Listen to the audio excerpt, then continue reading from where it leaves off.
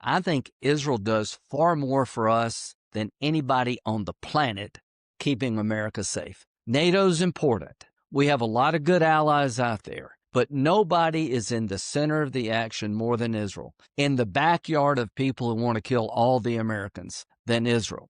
From a United States point of view, it is in our interest that the Jewish state thrive, survive, become potent on the military side, and become an economic power.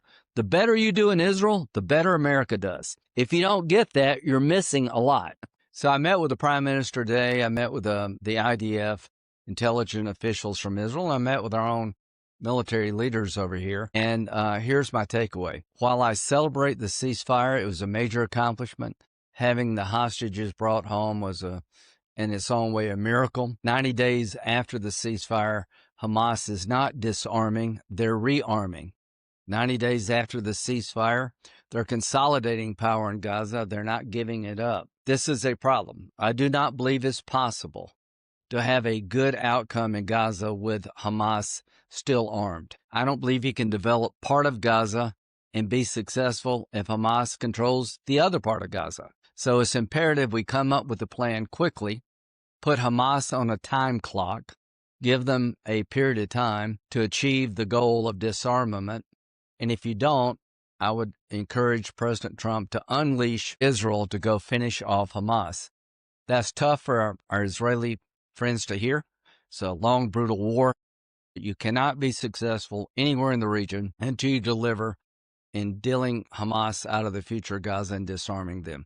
So I learned that today. So I am hoping that we can change course before it's too late. The longer this goes with Hamas getting stronger, the worse it will be. I celebrate phase 2 as a good idea. It won't work until Hamas is disarmed. Iran, they're up to no good. We obliterated the Iranian nuclear facilities. We did not obliterate Iran's desire to have a nuclear weapon. The regime hadn't changed at all. They still want to kill all the Jews, consider America the great Satan, and purify Islam. Are they regenerating their nuclear capability? Are they building more ballistic missiles that could hurt Europe and Israel? I don't know, but there's evidence to suggest they are. I would recommend, if there's credible evidence that Iran is going back into the enrichment business at other sites, that they're trying to build more ballistic missiles to terrorize Israel and maybe Europe, that we hit them before they can do that. The one thing I've learned about radical Islam, the only language it understands is force. So I am hopeful we can put Hamas on a time clock. The trend lines in Lebanon are, quite frankly, optimistic. The Lebanese government has decided to call for Hezbollah to disarm. If Hezbollah gave up their heavy weapons, that would be a godsend for Lebanon and the region. If Hezbollah refuses to give up their heavy weapons, down the road we should engage in military operations working with Lebanon, Israel, and the United States, where we fly with Israel, like we did with Iran, to take Hezbollah out. Once you take Hamas and Hezbollah off the table, two proxies of Iran, the likelihood of a Saudi-Israel deal goes up dramatically. I think Lebanon would be a good candidate to expand the Abraham Accords once Hezbollah is dealt with. So Hezbollah either voluntarily gives up their heavy weapons, or we have to come up with a military campaign to achieve that goal. Without achieving that goal, the region will never move forward. The idea that Turkey, a NATO ally, which helps in many ways and other ways not, the idea that Turkey would be part of a stable force on the board of peace would rock Israel to its core. There is no political support anywhere in Israel for having Turkey being involved in the stabilizing force. Erdogan's comments against Israel are beyond the pale. So if anybody's thinking about having Turkey involved on the ground in Gaza, he would create a massive problem for our friends in Israel. Not left, right, it's everybody would have the same view. Question? Senator of Israel, what do you think Israel should be doing now to improve its international standings? I think Israel needs to be seen as wanting peace, which they've been willing to engage in. You had 7 Arab countries recognize Israel. Israel's willing to work with their Arab neighbors. They're also willing to fight the neighbors who want to kill them. Israel's not the problem. Hamas is the problem. Hezbollah is the problem. Iran's the problem. Have you seen Iran sign any peace deals with anybody? So the evidence is really clear that the Israeli people, through their government, yearn to be part of this region in a productive way. The evidence is clear that Hamas, Hezbollah, and Iran's worst nightmare is for the Arab world to recognize Israel and move forward together. October 7th was designed to stop normalization between Saudi Arabia and Israel. So anybody with a half a brain, Israel is not the impediment to peace in the Mideast. Israel is willing to live in peace with its Arab neighbors. Israel is willing to live in peace, but they will not tolerate those who want a second Holocaust. So I'm here today to tell you that Hamas is not in the peace camp. If you think Hamas is pursuing peace, you should not be allowed to drive anywhere. They're pursuing the destruction of the Jewish state. Iran is in the hands of religious Nazis. That's not the Iranian people, but it is the leadership. Hezbollah has got a lot of American blood on its hands. When you go to Lebanon, you go to Beirut, always go to a memorial to the Marines, 240 plus that were killed by Hezbollah, trying to ensure peace. So if you want peace, deal with the people who do not. Take them out of the game. Get your head out of the sand. There will never be peace in this region until Hamas is finished off militarily and politically. The people of Gaza and the West Bank have a new future available to them only if the radical elements that have been controlling those areas are replaced. If you want peaceful Lebanon, you need to find a way to deal with Hezbollah because they don't want peace with Israel.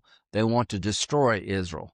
Most people in Lebanon don't want to destroy Israel. Yeah, good. I'll leave it up to BB, who's going to meet with the president next week. But here's what I'm advocating. Hit them as hard as you can, as often as you can, to make sure they can't develop a nuclear weapon to destroy the state of Israel and terrorize the world. Nothing has changed in terms of desire. The capability of the Iranians to build a weapon has been dramatically reduced, but not their desire. The capability of Iran to attack Israel has been reduced, but not their desire.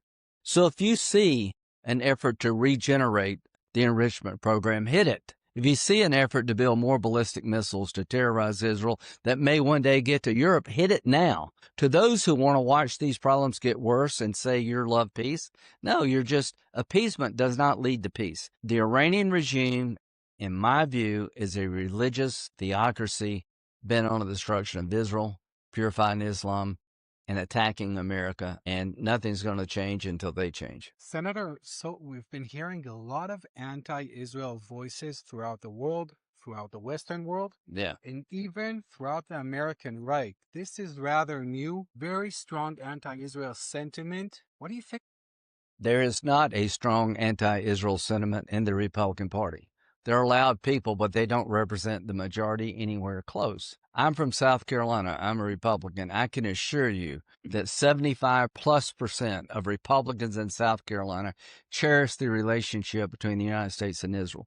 Whether you're a Christian evangelical or not, Israel is a good deal for America. If the idea Mossad and Shin Bet went away tomorrow, we would be blind in this region. The money we provide to Israel, we get back tenfold in terms of security. Israel is a platform, is a nation that is pro-American, that will share intelligence with us concerning our own security. Economically, Israel hits way above its weight. From an American point of view, Israel is a great economic partner, particularly in the AI space. From a national security point of view, if we had to replicate what the IDF does in fighting terrorism, we couldn't. The budgets would double, but we would not be able to do what Israel does because we're not from the region. So don't worry about the Republican Party abandoning Israel. We will not. We will confront those who suggest that Israel's a liability for America. When it comes to America, Israel has taken a hit, but it has all over the world. This is a war of television. You're winning on the ground, you're losing in the air, television-wise. Focus on achieving your war aims. The war aims is not genocide. If Israel wanted to kill all the Palestinians, they could. Hamas wants to kill all the Israelis, they can't. Hezbollah would kill everybody in Israel if they could. Nobody in Israel wants to kill everybody in Lebanon. Hamas is not destructive, though. They're on their back foot. I celebrate the weakening of Iran and Hamas, but finish the job. So you asked me a question. I think support for Israel is strong in the Republican Party. I can't imagine a nominee in 2028 being the Republican nominee. If you want to run for president as a Republican 2028 and you don't show strong support for Israel, I don't think you can win. To our friends on the Democratic side, I hope you'll up your game. I hope you'll realize that Israel's not the problem. The problem for peace is not Israel. Israel signed an agreement with 6 Arab countries. The problem in the region is Iran, Hamas, and Hezbollah. They're the ones that want to destroy Israel. There have been reports of F-35 deals between the U.S. and Qatar and Turkey. Did these come up in your meetings here in Israel? Israel's, military edge. And another question on that note, will there be another MOU between Israel and the United States? As to a military edge required by law, I want to make sure that happens. We've got good allies throughout the region. We're going to sell F-35 to Saudi Arabia. I'm okay with that. I think giving Turkey the F-35 would be a mistake, but they're part of NATO. So what should Israel do?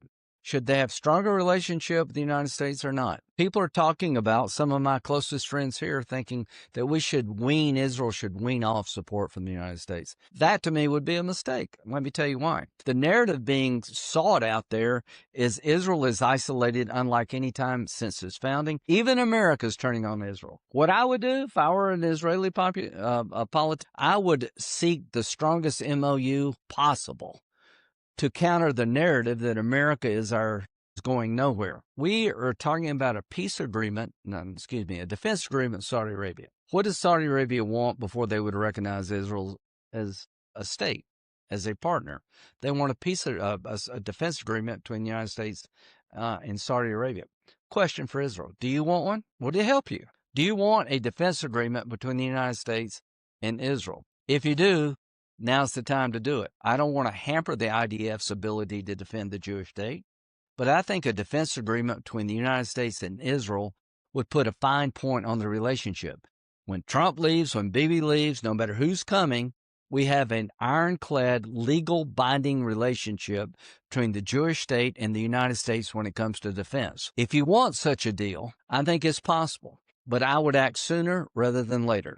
If I were Israel, I would embrace America as strong as I could. Even though we're not perfect, we're an important ally. Why am I so forward-leaning? I think Israel does far more for us than anybody on the planet keeping America safe. NATO's important. We have a lot of good allies out there, but nobody is in the center of the action more than Israel, in the backyard of people who want to kill all the Americans than Israel. From a United States point of view, it is in our interest that the Jewish state thrive, survive, become potent on the military side, and become an economic power. The better you do in Israel, the better America does. If you don't get that, you're missing a lot. Did he ever tell you? No, we didn't talk about that. I'm sure you'll find that out and you'll learn.